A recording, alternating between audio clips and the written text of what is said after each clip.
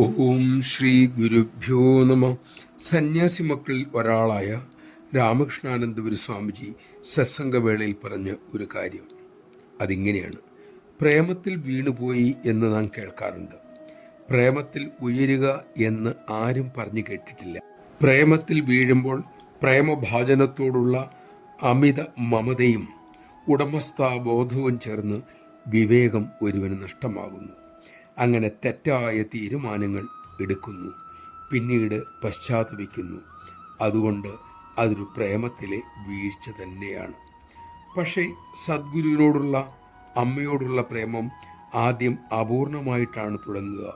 പിന്നീടത് പടിപടിയായി വളരുന്നു. നാം നമ്മെ തന്നെ അമ്മയ്ക്ക് കൊടുക്കാൻ തയ്യാറാകുന്നു. ഇവിടെ നാം പ്രേമത്തിൽ വീഴുകയല്ല, പ്രേമത്തിൽ ഉയരുകയാണ് ചെയ്യുന്നത്. നമഃശിവായ.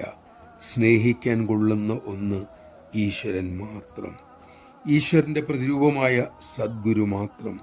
നമുക്ക് അമ്മയെ ഒരു വ്യവസ്ഥയുമില്ലാതെ സ്നേഹിക്കാൻ കഴിഞ്ഞിരുന്നു എങ്കിൽ